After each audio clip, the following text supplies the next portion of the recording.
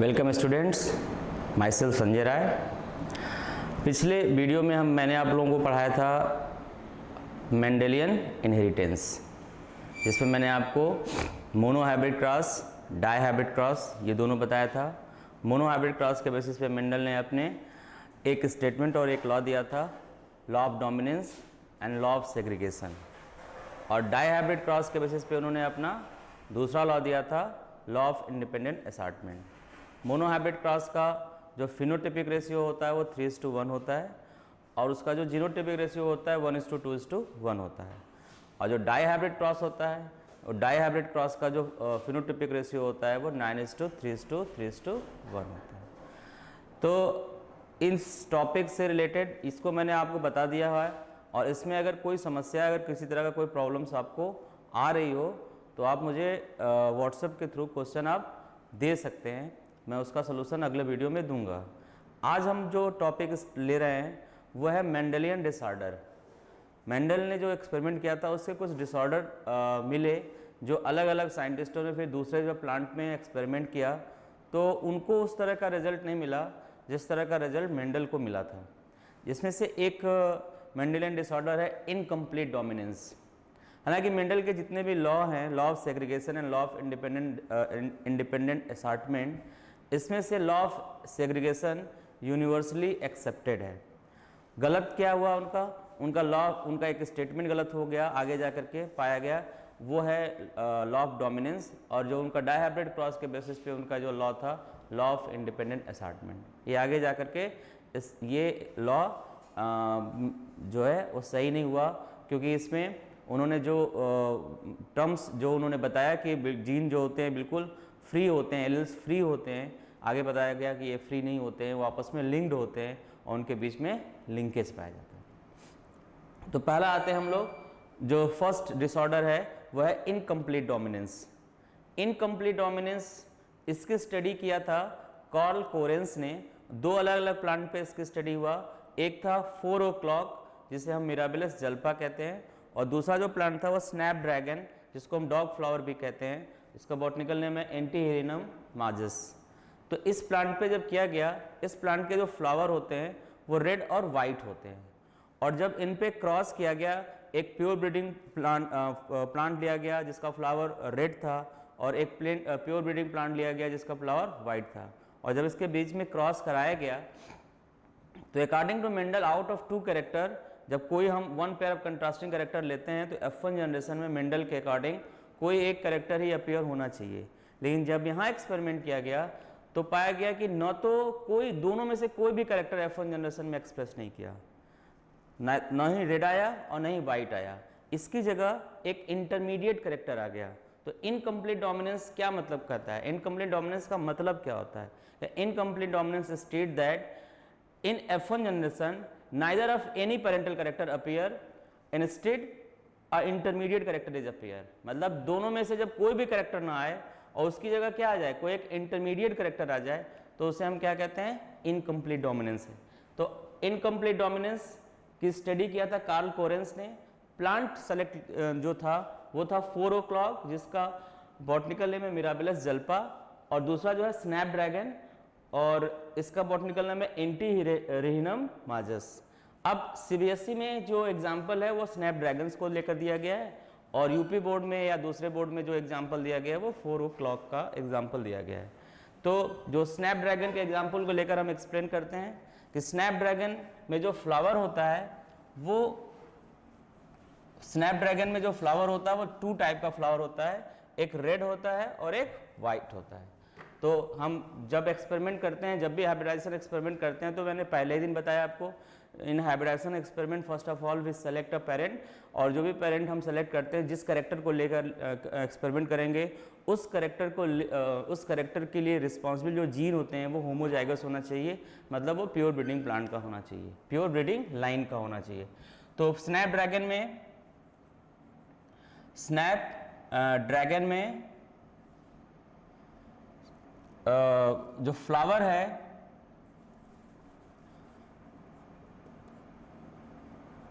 Flower in snap dragon,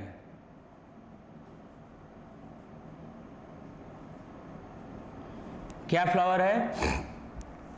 एक red, इसमें भी रेड कलर फ्लावर पाया जाता है एंड वाइट कलर फ्लावर। जैसा कि बताया कि ये कैरेक्टर कैसा होना चाहिए, फ्लावर कैसे होने चाहिए, प्योर ब्रीडिंग लाइन के होने चाहिए। इसमें से एक फीमेल होगा और एक मेल होगा। अगर ये बाइसेक्सुअल है तो इमेस्कुलेशन के थ्रू करेंगे, और अगर पहले से यूनिसेक्सुअल है तो कोई बात ही नहीं, तो अच्छी बात है।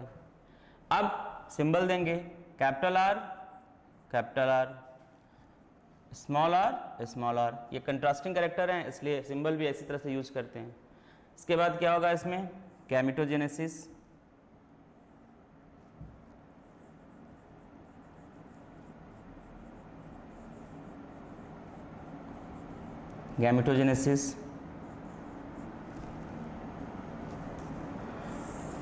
आफ्टर गैमेटोजेनेसिस क्या होगा इसमें, हाइब्रिडाइजेशन होगा।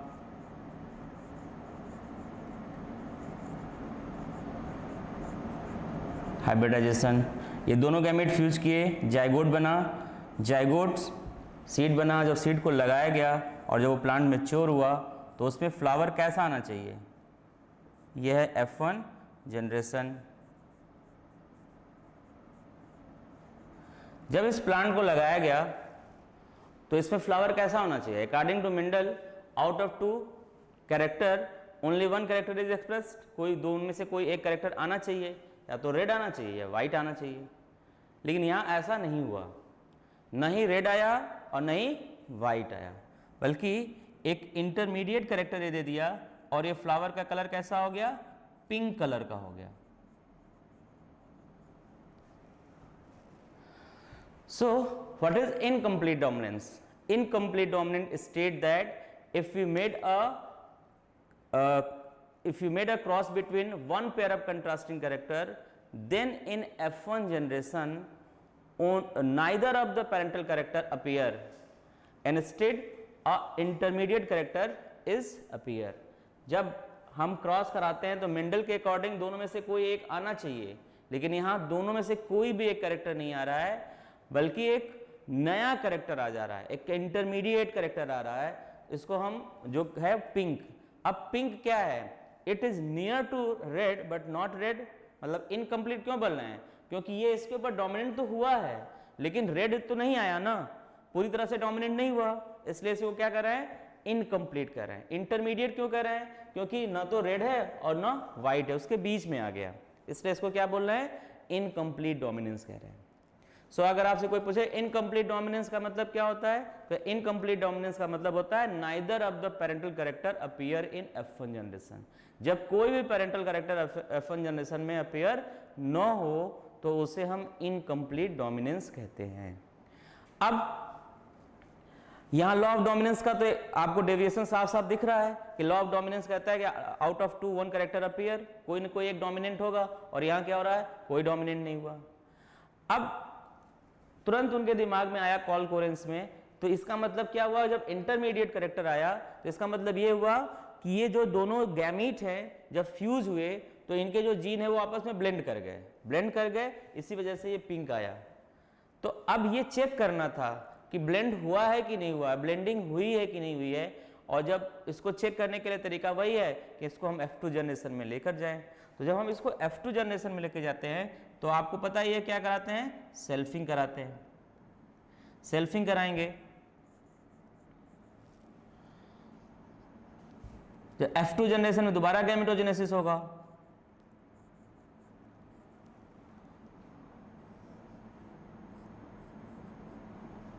और गैमेटोजेनेसिस के बाद फिर क्या होगा F2 जनरेशन में, आफ्टर गैमेटोजेनेसिस क्या होगा, फर्टिलाइजेशन होगा। यहाँ हाइब्रिडाइजेशन नहीं बोलेंगे क्योंकि नेचुरल हो रहा है, इसलिए इसका पूनेट स्क्वायर बना देते हैं, इसकी तरफ मेल गैमेट्स को लिख देते हैं और इस एक्सिस पे फीमेल गैमेट को लिख देते हैं।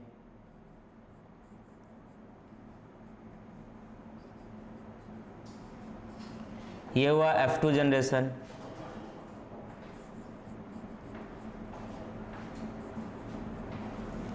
फिनोटाइप में क्या आया,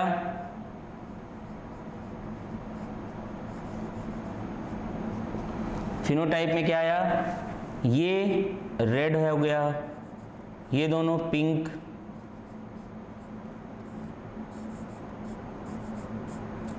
और ये वाइट हो गया। तो फिनोटाइप यहाँ कितना मिल गया 3, रेड 1, पिंक 2 और वाइट 1। और जीनोटाइप क्या मिला, ये भी मिला 1:2:1। तो जब कॉल कोरेंस ने F1 जनरेशन में देखा कि F1 जनरेशन में कोई भी पेरेंटल कैरेक्टर अपीयर नहीं हो रहा है, और जब उसको F2 जनरेशन में ले गए तो F2 जनरेशन में उनको एक बिल्कुल जो कैरेक्टर F1 जनरेशन में नहीं दिखाई दे रहा था वो कैरेक्टर F2 जनरेशन में उनको दिखाई दिया 1:2:1 के रेशियो में। 1 एक डोमिनेंट भी दिखाई दिया, एक रिसेसिव भी दिखाई दिया, मतलब रेड, एक फ्लावर रेड भी दिखाई दिया, एक फ्लावर वाइट भी दिखाई दिया और पिंक भी दिखाई दिए। इसका मतलब जो उनके दिमाग में बात आ रही थी कि यहाँ ब्लेंडिंग हुआ है कि नहीं, यहाँ ब्लेंडिंग हो गया है, तो जब यही ब्लेंडिंग चेक करने के लिए अगर ये ब्लेंड हो गया होता तो यहाँ सब के सब पिंक आते, लेकिन यहाँ पिंक के अलावा रेड और वाइट भी आ रहा है। इसका मतलब ये क्लियर है कि यह F1 प्लांट जो है ये ब्लेंड नहीं हुआ है, यहाँ दोनों जीन आपस में को एग्जिस्ट हैं और दोनों अपनी आइडेंटिटी बनाए हुए हैं। इसका मतलब ये हुआ कि ये जो F2 जनरेशन में ये लॉ ऑफ सेग्रीगेशन को फॉलो कर रहा है, लॉ ऑफ सेग्रीगेशन को फॉलो कर रहा है, लेकिन F1 जनरेशन में लॉ ऑफ डोमिनेंस को ये फॉलो नहीं कर रहा है। क्लियर? तो अगर आपसे कोई पूछे ये पहला डेविएशन है मेंडल का मोनोहाइब्रिड क्रॉस के, मेंडल के मोनोहाइब्रिड क्रॉस का पहला डेविएशन है इनकम्प्लीट डोमिनेंस। इसकी स्टडी किसने किया था? कार्ल कोरेंस ने किया था। और ये एक्सपेरिमेंट किस प्लांट पे किया गया? 4 o'clock, जिसको हम मिराबिलिस जल्पा कहते हैं या स्नैपड्रैगन, इसका दूसरा नाम होता है डॉग फ्लावर, बॉटनिकल नेम होता है एंटीहिरिनम माजस। इस प्लांट पे किया गया। फ्लावर इसमें दो तरह के होते हैं, रेड और वाइट, और रेड और वाइट के बीच में जब क्रॉस कराया गया तो F1 जनरेशन में according to Mendel out of 2 कोई एक कैरेक्टर आना चाहिए, लेकिन वो कैरेक्टर नहीं आया, उसकी जगह एक इंटरमीडिएट कैरेक्टर आ गया पिंक, इसलिए इसको इनकम्प्लीट डोमिनेंस कहते हैं। ठीक, neither a parental character. What is incomplete dominant? Incomplete dominant is a type of cross in which neither of the parental character appear in F1 generation. Instead of the parental character, a intermediate character is appear in F1 generation. तो ये Mendel के जो law of dominance है उसका exception है, हालांकि law of segregation को follow कर रहा है। एक और खास बात आप देखिए कि F2 जनरेशन में जो इसका फिनोटाइप है और जो इसका जीनोटाइप है दोनों सेम हो गया। मेंडल के मोनोहाइब्रिड क्रॉस का फिनोटाइपिक रेशियो 3:1 आता है, लेकिन यहाँ देखो फिनोटाइपिक रेशियो 1:2:1 आ रहा है। और मेंडल के जीनोटाइपिक रेशियो क्या आता है? 1:2:1। यहाँ पे जीनोटाइपिक रेशियो 1:2:1 है। इसमें क्या खास मिला कि इसका जो फिनोटाइपिक रेशियो है और इसका जीनोटाइपिक रेशियो जो है दोनों सेम हो गए हैं। ऐसा मोनोहाइब्रिड क्रॉस के मेंडल के मोनोहाइब्रिड क्रॉस में नहीं होता था, वहाँ फिनोटाइपिक रेशियो 3:1 था और जीनोटाइपिक रेशियो 1:2:1 था। तो फर्स्ट डेविएशन मैंने बताया आपको इनकम्प्लीट डोमिनेंस। अब दूसरा डेविएशन जो है मेंडेलियन डेविएशन, जो दूसरा डिसऑर्डर है वो है कोडोमिनेंस। कोडोमिनेंस भी इनकम्प्लीट डोमिनेंस की तरह ही है, इसमें भी आप ये भी मोनोहाइब्रिड क्रॉस का ही डेविएशन है। तो मोनोहाइब्रिड क्रॉस का फिनोटाइपिक रेशियो यहाँ नहीं आएगा। मोनोहाइब्रिड क्रॉस का फिनोटाइपिक रेशियो हमेशा 3:1 होता है, और जो डेविएशन हो रहा है उसमें आप इनकम्प्लीट डोमिनेंस में देख रहे हो कि इनकम्प्लीट डोमिनेंस में जो फिनोटाइपिक रेशियो आ रहा है वो 1:2:1 आ रहा है। तो कोडोमिनेंस क्या होता है? नाम से ही है कि कोडोमिनेंस में है कि जो दोनों जो भी कैरेक्टर आप कंट्रास्टिंग कैरेक्टर आप ले रहे हो कोडोमिनेंस लोगे फॉर हाइब्रिडाइजेशन एक्सपेरिमेंट, इसमें both the character appear in F1 generation. When both the character appear in F1 generation, तो उस क्रॉस को क्या कहेंगे? उसको हम क्या कहेंगे?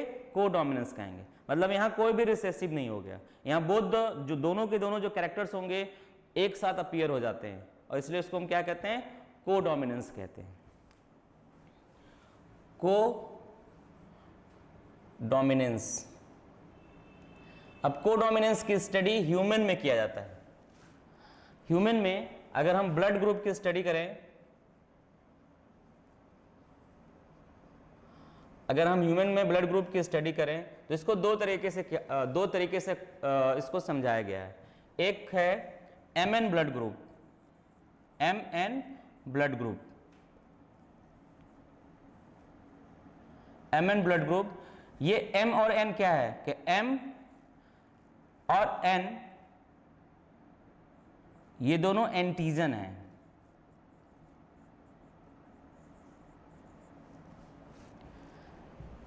M और N दोनों एंटीजन हैं और इसको हम ब्लड ग्रुप की खोज किया था लैंडस्टीनर, तो उनके ऑनर पे हम इसको क्या करते हैं L और उसके बाद लिखते हैं LM और फिर L और N। L वर्ड यूज किया गया है जो ब्लड ग्रुप की खोज किया था। ब्लड ग्रुप किसने खोज किया था? लैंडस्टीनर ने। और M और N क्या है? These are two antigen. तो ये जो दो अलग अलग, जो जिसके ब्लड ग्रुप में M एंटीजन होगा उसका ब्लड ग्रुप M हो जाएगा और जिसमें ये N होगा उसका ब्लड ग्रुप N हो जाएगा। अब इसको अगर हम समझें कि इस कैरेक्टर के लिए, इस ब्लड ग्रुप के लिए जो रिस्पॉन्सिबल जीन होंगे उसका भी सिंबल क्या होगा? M और N। अब ये जो जीन होंगे वो किस फॉर्म में होंगे? इन पॉपुलेशन में किस फॉर्म में होंगे? या तो होमोजाइगस में होंगे या हेट्रोजाइगस होगा। तो जो M एलिल है, जो एक ब्लड ग्रुप है उसके लिए दो एलिल हो गए। ये दो एलिल जो होते हैं वो तीन फॉर्म में एग्जिस्ट कर सकते हैं। या एक होगा L M L M, ये होमोजाइगस हो गया, इसका होमोजाइगस और इसका होमोजाइगस। ये हो गया L N और L N, ये दोनों होमोजाइगस हो गए। लेकिन ये दोनों जीन आपस में हेट्रोजाइगस भी हो सकते हैं, L M और L N। तो अगर किसी का ब्लड ग्रुप ऐसा है जिसका जीनोटाइप ये है, अगर किसी का जीनोटाइप ये हो गया L M L M, तो इसमें एंटीजन M ही बनेगा, उसका ब्लड ग्रुप M होगा। और अगर किसी का जीनोटाइप ये होगा तो उसमें एंटीजन N बनेगा, उसका ब्लड ग्रुप N होगा। लेकिन अगर किसी का ब्लड ग्रुप ये हो गया, ये दोनों जीन हेट्रोजाइगस में आ गए, L और M, L M और N N, मतलब उसमें दोनों जीन प्रेजेंट है, दोनों एलिल प्रेजेंट हैं, एक ही ब्लड ग्रुप के दोनों एलिल प्रेजेंट हैं, M और N। तो इसका मतलब ये हो गया उसमें एंटीजन M भी बनेगा और एंटीजन N भी बनेगा। ये भी अपना एक्सप्रेशन करेगा, ये भी अपना एक्सप्रेशन करेगा। तो जब दोनों एंटीजन बनेंगे M और N, तो उस ब्लड ग्रुप को क्या कहेंगे? Mn blood group. एक तो ये, इसको इस तरह से समझिए, या एक दूसरा तरीका समझिए कि ब्लड ग्रुप के लिए जो ब्लड ग्रुप होता है, इसके लिए जो एलिल्स होते हैं वो 3 alleles responsible for the blood group, ABO blood group. ABO blood group के लिए कितने एलिल्स रिस्पॉन्सिबल होते हैं? 3 alleles are responsible for the ABO blood group. और वो 3 एलिल्स कौन कौन से होते हैं? ये होता है IA, IB एंड IO, और इसको हम स्मॉल IB कह सकते हैं। IA responsible for the A blood group और IB is responsible for the B blood group.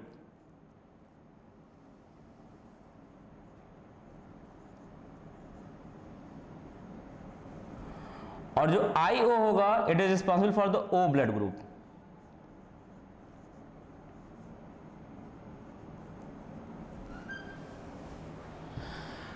ABO blood group is the example of codominance as well as the multiple allelism का भी example है।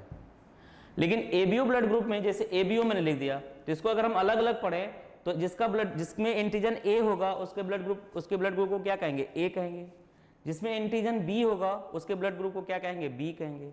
जिसमें antigen O होगा उसके blood group को क्या कहेंगे? O कहेंगे। और जिसमें एंटीजन A और B दोनों होगा उसके ब्लड ग्रुप को क्या कहेंगे? AB कहेंगे। तो इन ह्यूमन बीइंग, जो ह्यूमन पॉपुलेशन है, उसमें ब्लड ग्रुप कितने तरह के होते हैं? 4 तरह के होते हैं, A, B, AB और O। ये भी लैंडस्टीनर ने ही बताया था।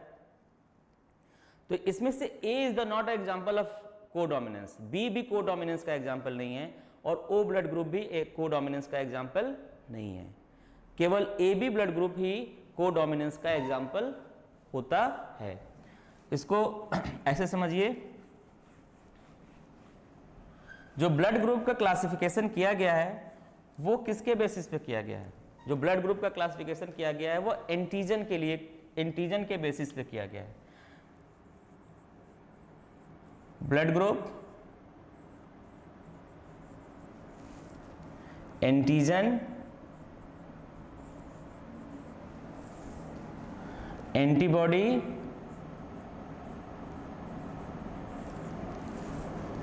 And possible genotype.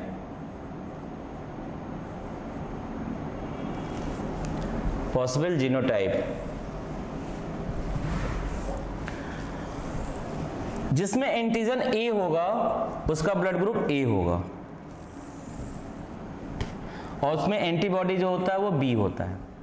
जिसमें एंटीजन बी होगा उसका ब्लड ग्रुप बी होगा, और उसका जो एंटीबॉडी होगा वो ए होगा। जिसमें एंटीजन ए और बी दोनों होगा उसका जो ब्लड ग्रुप होगा वो ए बी होगा, और उसमें कोई एंटीबॉडी नहीं होता है। और जिसमें कोई एंटीजन नहीं होता है उसका ब्लड ग्रुप ओ होता है, और उसमें एंटीबॉडी ए और बी दोनों पाए जाते हैं। अभी आपने कहा कि इस ब्लड ग्रुप के लिए कौन रिस्पॉन्सिबल है? क्या इसके लिए 3 एलिल्स रिस्पॉन्सिबल हैं, 3 एलिल्स। और वो 3 एलिल्स कौन कौन से हैं? वो है IA, IB एंड IO और स्मॉल i। मेंडल ने कहा था कि किसी भी कैरेक्टर के लिए जो एक एलिल्स होंगे उसके 2 ही फॉर्म होंगे। यही ने कहा था ना, different form of the same gene is called L. तो इसके 2 फॉर्म थे, एक डोमिनेंट फॉर्म में था और रिसेसिव फॉर्म में था। यहां देखिए कि ब्लड ग्रुप एक ही कैरेक्टर है, लेकिन इस एक कैरेक्टर के लिए जो एलिल्स हैं वो मोर देन 1 है, इसलिए इसको हम मल्टीपल एलिल्स भी कहते हैं। अब ये जो डिफरेंट एलिल्स हैं ये पॉपुलेशन में किस फॉर्म में होंगे? They will exist in homozygous as well as heterozygous form में। ये जो हमारे ह्यूमन पॉपुलेशन में ये एलिल्स 2 फॉर्म में होंगे, या तो होमोजाइगस फॉर्म में होंगे या हेट्रोजाइगस फॉर्म में होंगे। अब आप देखिए कि इसमें से IA और IB it is a dominant alleles है, और जो IO है वो रिसेसिव एलिल्स है। तो इनके बीच में रिलेशनशिप क्या होगा? तो इसको ध्यान से देखिए, IA और IB अगर मान लीजिए किसी पॉपुलेशन में किसी में I और IB दोनों एक साथ आ जा रहे हैं कहीं भी, तो अगर ये दोनों अगर कभी भी एक साथ आएंगे तो ये दोनों आपस में को डोमिनेंस दिखाएंगे। अगर ये दोनों साथ में आएंगे तो ये को डोमिनेंस दिखाएंगे, और ये दोनों इसके ऊपर डोमिनेंट होंगे।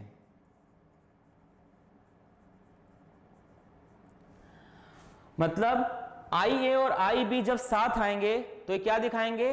को डोमिनेंस दिखाएंगे। लेकिन जब ये दोनों इसके साथ आएंगे, IO या स्मॉल i के साथ आएंगे, तो ये दोनों इसके ऊपर डोमिनेंट होंगे। ये आप लोगों को समझ में आ रहा होगा कि ये जो 3 एलिल्स हैं इनके बीच में रिलेशनशिप क्या होगा? क्या ये पॉपुलेशन में या तो होमोजाइगस फॉर्म में होंगे या हेट्रोजाइगस फॉर्म में होंगे।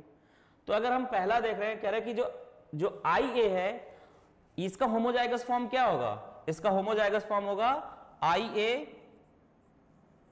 And IA। और ये हेट्रोजाइगस किसके साथ होगा? क्या ये हेट्रोजाइगस या तो इसके साथ होगा या इसके साथ होगा। अभी आपने कहा कि जब ये हेट्रोजाइगस इसके साथ होगा, मतलब ये दोनों जीन एक साथ एलील एक साथ आएंगे तो कोडोमिनेंस हो जाएगा। इसका मतलब जिसका ब्लड ग्रुप A होगा उसको जीनोटाइप ये या तो ये होगा, या आपने अभी कहा कि जब ये इसके साथ आएगा तो इसके ऊपर डोमिनेंट होता है, तो इसका मतलब उसका ब्लड ग्रुप ये भी हो सकता है, IA एंड IO। तो जिस ह्यूमन बीइंग का ब्लड ग्रुप A होगा उसके कितने जीनोटाइप हो सकते हैं? उसके 2 जीनोटाइप हो सकते हैं, IA and IA and IO। और जिसका ब्लड ग्रुप B होगा उसमें क्या होगा? ब्लड ग्रुप B के लिए कौन सा एलिल रिस्पॉन्सिबल है? IB। तो IB अगर होमोजाइगस कंडीशन में तो ये जीनोटाइप बनेगा, और वो जब I के साथ क्या होगा? हेट्रोजाइगस में जाएगा तो ये जीनोटाइप बनेगा।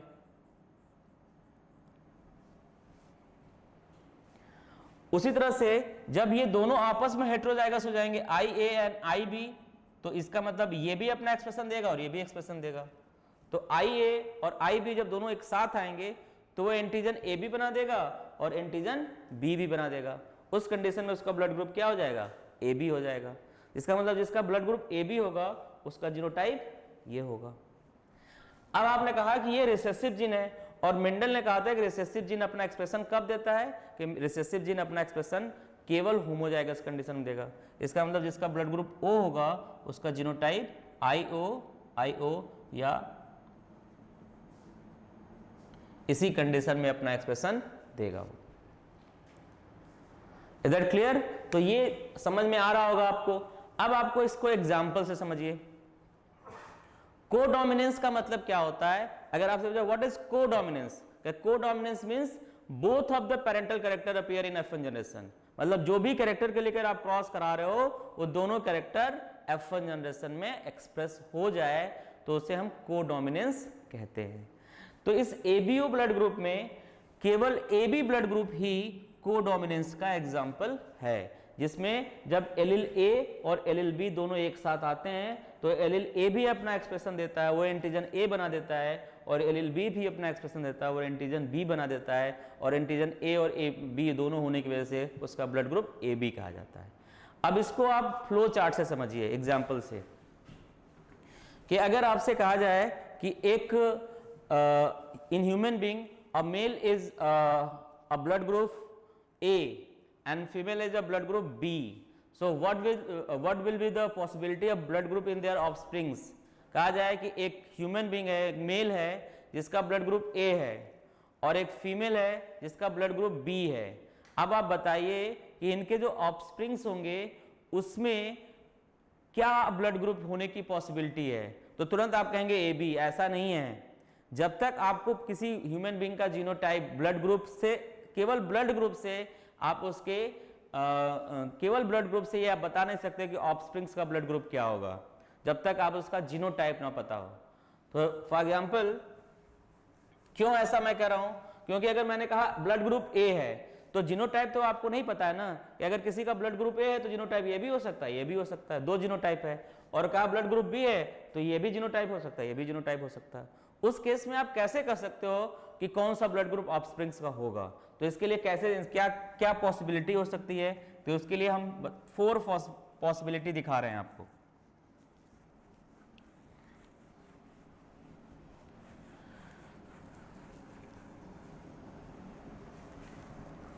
पहला कंडीशन समझिए कि फर्स्ट कंडीशन जो मेल एंड फीमेल, इसका जो ब्लड ग्रुप क्या है? ब्लड ग्रुप A है और इसका ब्लड ग्रुप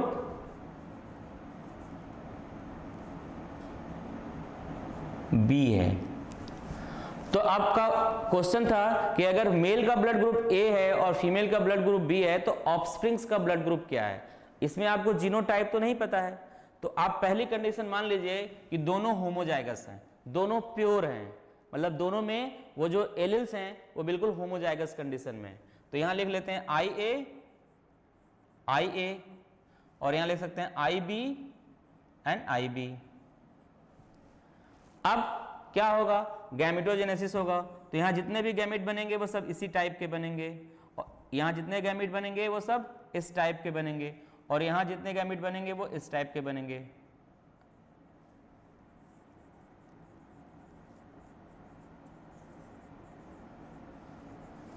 और ये दोनों गैमेट्स जब फ्यूज करेंगे तो क्या होगा? IA and IB। अब आप देखिए कि दोनों एलिल्स एक साथ आ गए। अगर ऐसा कंडीशन हो गया कि मेल भी होमोजाइगस है, ब्लड ग्रुप A है और होमोजाइगस कंडीशन में, और फीमेल का ब्लड ग्रुप B है और वो भी होमोजाइगस कंडीशन में, उस कंडीशन में जो ऑफस्प्रिंग्स प्रोड्यूस होगा वो 100% AB ब्लड ग्रुप का होगा। लेकिन अभी तो आपको पता ही नहीं है कि उसका जीनोटाइप क्या है, ये तो आपने गेस किया कि अगर दोनों होमोजाइगस हो गए तो ये आएगा। लेकिन एक दूसरी कंडीशन भी हो सकती है। दूसरी कंडीशन क्या हो सकती है कि जो मेल है वो हेट्रोजाइगस में हो और फीमेल होमोजाइगस हो जाए। तो अगर मेल हेट्रोजाइगस हो जाएगा तो उसका जीनोटाइप क्या होगा? IA and IO। और फीमेल जब हेट्रोजाइगस हो, होमोजाइगस हो, तो इसका जीनोटाइप क्या होगा? IB and IB। इस कंडीशन में मेल जो होगा हेट्रोगैमेटिक हो जाएगा। यहां 2 तरह के गैमेट्स बनेंगे, IA एंड IO, और ये होमोगैमेटिक ही रहेगी, यहाँ सारे गैमेट इसी तरह के बनेंगे। और जब ये गैमेट फ्यूज करेंगे तो आप देखिए क्या होगा,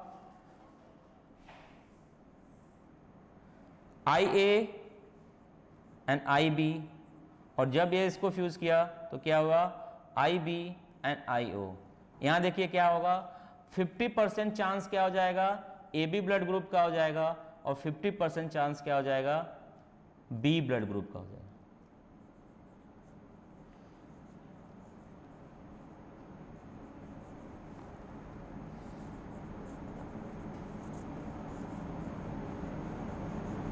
दो कंडीशन आपने देख लिया कि अगर मेल और फीमेल दोनों होमोजाइगस हैं तो प्रोबेबिलिटी क्या आ रही है, ये हम प्रोबेबिलिटी बता रहे हैं आपको कि क्या प्रोबेबिलिटी है कि जब मेल और फीमेल दोनों होमोजाइगस होंगे, मेल बी का जीनोटाइप IA और IA है और फीमेल का IB और IB है, उस वक्त प्रोबेबिलिटी क्या होगी कि जो भी ऑफस्प्रिंग्स होंगे वो 100% AB ब्लड ग्रुप के होंगे। लेकिन अगर ये कंडीशन आ जाए कि मेल का ब्लड ग्रुप A तो है, क्या है, ब्लड ग्रुप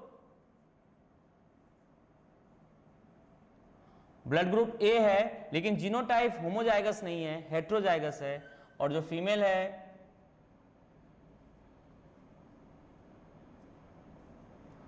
उसका ब्लड ग्रुप B है और वो होमोजाइगस है। मेल हेट्रोजाइगस हो जाए और फीमेल होमोजाइगस हो जाए तो उस वक्त प्रोबेबिलिटी देखिए क्या है कि 50% प्रोबेबिलिटी होगा कि जो ऑफस्प्रिंग्स है वो AB ब्लड ग्रुप का होगा, और 50% प्रोबेबिलिटी है कि जो ब्लड ग्रुप होगा वो B ब्लड ग्रुप का होगा, जो ऑफस्प्रिंग्स होगा वो B ब्लड ग्रुप का होगा। अब एक तीसरी कंडीशन क्या हो सकती है कि जो मेल है, जो थर्ड कंडीशन दिखाए हैं आपको कि वो मेल हेट्रोजाइगस है और फीमेल मेल होमोजाइगस हो और फीमेल हेट्रोजाइगस हो जाए, ऐसी भी तो पॉसिबिलिटी हो सकती है।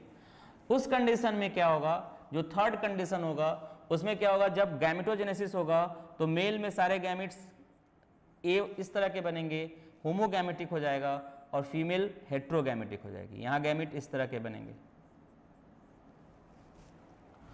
और इस कंडीशन में क्या होगा कि जब ये क्रॉस होगा IA, और दूसरा ये कंडीशन हो सकता है, तो यहां भी आप देखिए कि 50% प्रोबेबिलिटी है कि blood group AB blood group हो जाए, ऑफस्प्रिंग्स AB ब्लड ग्रुप का है, 50% है कि वो A ब्लड ग्रुप हो।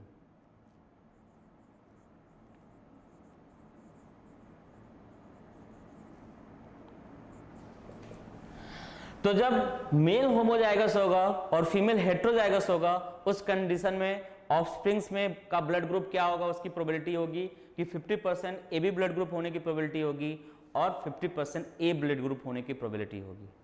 लेकिन एक चौथी कंडीशन भी बन सकती है कि दोनों हेट्रोजाइगस हों, दोनों के दोनों हेट्रोजाइगस हों, और जब दोनों हेट्रोजाइगस होंगे तो फोर्थ कंडीशन भी बन सकती है कि दोनों के दोनों हेट्रोजाइगस हों, मेल भी हेट्रोजाइगस हो और फीमेल भी हेट्रोजाइगस हो। अगर ये कंडीशन आएगा तो जब गैमेटोजेनेसिस होगा तो मेल भी हेट्रोगैमेटिक होगा, यहां भी दो तरह के गैमेट बनेंगे, और फीमेल भी हेट्रोगैमेटिक होगी, यहां भी दो तरह के गैमेट्स बनेंगे। और जब ये गैमेट फ्यूज करेंगे तो जब दो तरह के गैमेट्स हैं तो जब ये गैमेट फ्यूज करेंगे तो ब्लड ग्रुप आने की प्रोबेबिलिटी क्या होगी, IA, IO, IB and IO। देखिए यहां क्या दिख रहा है,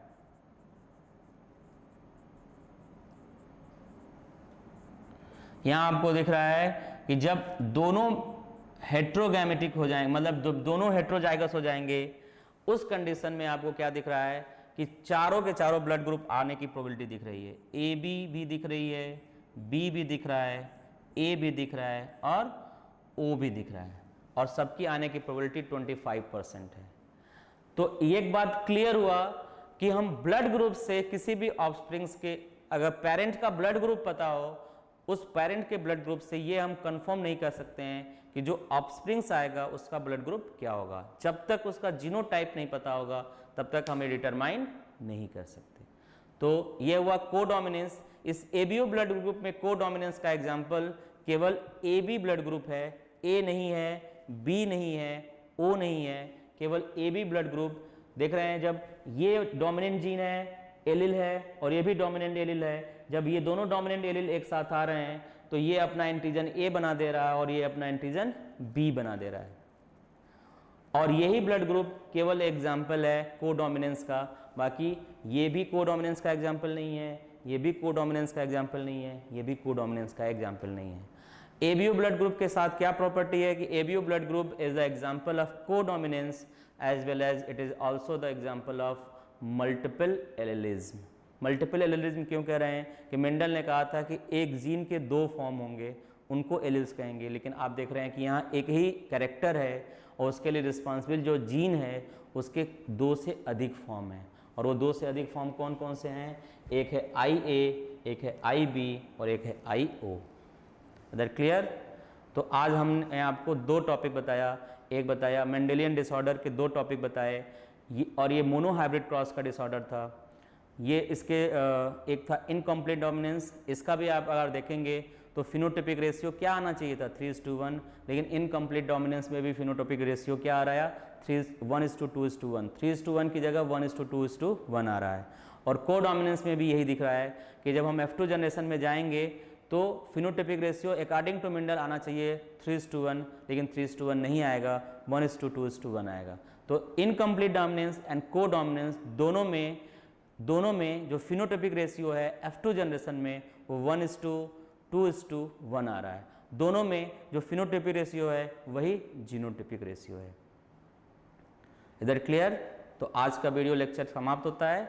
नेक्स्ट अगले क्लास में नया वीडियो आएगा, नया टॉपिक रहेगा, और इस टॉपिक से रिलेटेड अगर कोई भी प्रॉब्लम्स आपको हो तो आप मैंने बताया कि आप इसको अच्छे से पढ़िए। जो भी प्रॉब्लम्स आपको आ रही हो वो मुझे व्हाट्सअप करिए, मैं आपको व्हाट्सअप अगली क्लास में अगले वीडियो लेक्चर में वो सारे क्वेश्चन को एक्सप्लेन करूँगा। Thank you.